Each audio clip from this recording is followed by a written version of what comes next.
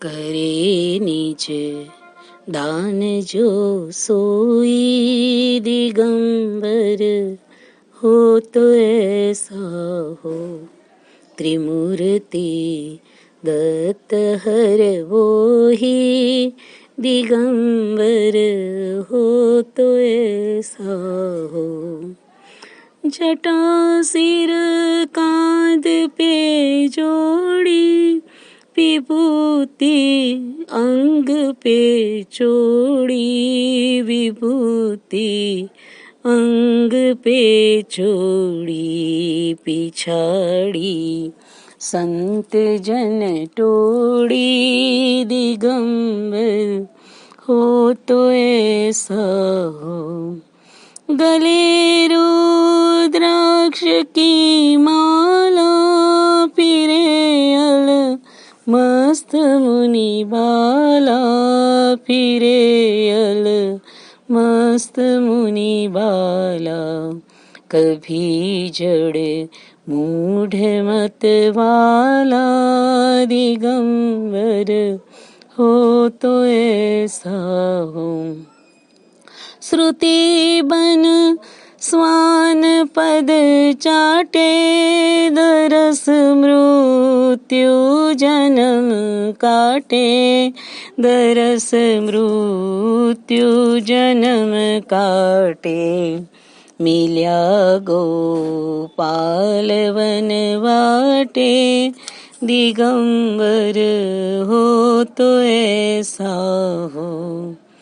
बजे कर शंख ओंकारा डमरु तत्त्वमसि धारा डमरु तत्त्वमसि धारा। कमंडल माड़ भव पारा दिगंबर हो तो ऐसा हो। धर्यो सैन्य मलंगोट निरासी हवदूत निरासी हवदूत।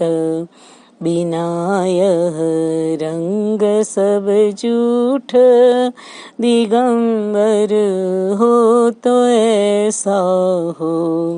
करे निज दान जो सोई दिगंबर हो तो ऐसा हो। करे निज दान जो सोई दिगंबर हो तो ऐसा हो। जो खुद का दान कर देता है ऐसा दिगंबर कौन है, कौन हो सकता है सिवा दत्त के। खुद को दान करने वाला एक दत्त ही है जो त्रिमूर्ति है। उसने अपने आप को दान दे दिया है। सती अनसुया के तप की महिमा परीक्षा लेने की महासती 3 देवियां ब्रह्माणी, लक्ष्मी जी और माता पार्वती ने जिद की और उनकी वजह से ब्रह्मा विष्णु महेश ने परीक्षा लेने की ठानी और सतीत्व भंग की बात इस तरह से कही कि माता हमें नग्न वेश देने वाली भिक्षा ग्रहण करेंगे, आपको भिक्षा देनी हो तो इस प्रकार से दो। यह बात सुन महासती अनसुया ने सोचा भिक्षा दिए बगैर यहाँ से अतिथि चला गया तो हमारा नित्य नियम का व्रत टूटेगा और पति भी नाराज होंगे। सती ने सोचा मैया भिक्षांद ही कहा है तो माँ बच्चों को भिक्षा नग्न अवस्था में दे सकती है, पर ये तो बच्चे नहीं हैं, बड़े हैं। तब प्रण किया कि मेरा पतिव्रत्य सत्य हो तो ये बच्चे बन जाए और उनको बच्चा बना दिया। बाद में स्तनपान कराया और अपने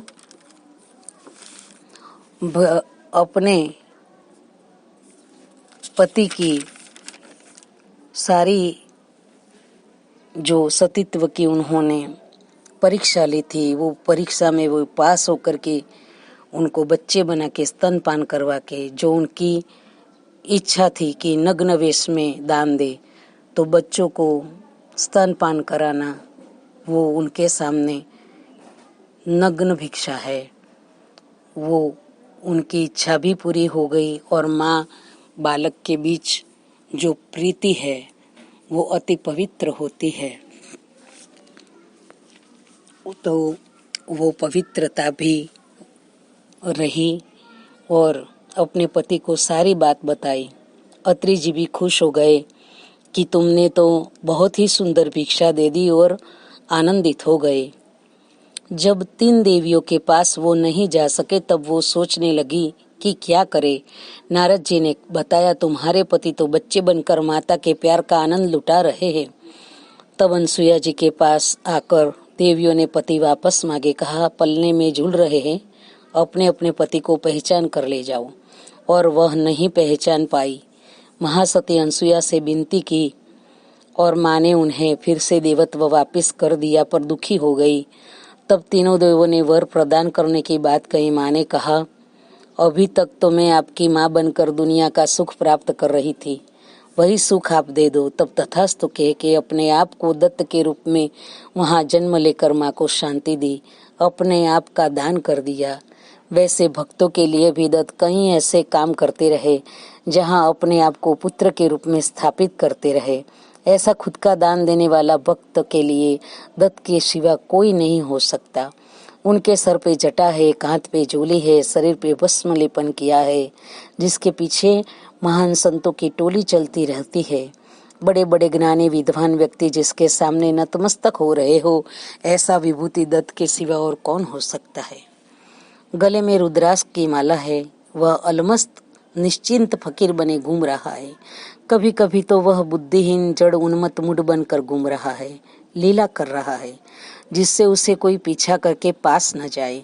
दत्त के पास चारों वेद श्रुति स्वान बनकर उनके चरणों की सेवा कर रहे हैं, पद को चाट रहे। वह कह रहे हैं कि हम तो इन चरणों की धूली भी नहीं, हम क्या वर्णन करें आपका, हम आपका वर्णन नहीं कर सकते।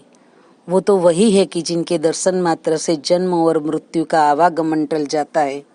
गायों का पालन करने वाला, और गो का मतलब इंद्रिया भी होता है, तो उसका पालन पोषण करने वाला हमको इस जंगल के रास्ते से, वनवाटे से मिल गया। मतलब कि हमारी इंद्रिया जो अज्ञान रूपी दुर्गुणों के घोर बिहड़ जंगल में हमारे ज्ञान को मुंह में डाले हुए हैं, उस अवस्था में जब वो खुद ही वहां मिल जाए और उनके दर्शन हो जाए तो दया घन वो उनके जैसा कौन है।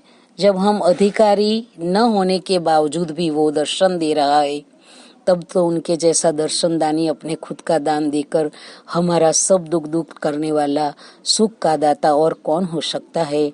हाथों में ओमकार का ध्वनि करने वाला शंख बज रहा है। डमरू तत्वम अशी धारा, मतलब तत्वम प्लस अशी धारा। डमरू को नाद का उत्पत्ति स्थान माना जाता है। असी धारा माने तलवार की धार, और तत्वम माने सारे तत्वों की ऐसी तेज तलवार जैसी धारा लेकर डमरू बज रहा है, नाद कर रहा है। वो जो हमारे भीतर सोहम का श्वास के साथ नाद करके वह अज्ञान अविद्या का तत्वों की असीधार से जैसे नाश कर रहा है, और भवपार करने वाला माला कमंडलू उन्होंने धारण किया है, जिससे वो स्मरण और स्नेह जल से इस भाव को पार करने का ज्ञान अर्पित कर रहा है।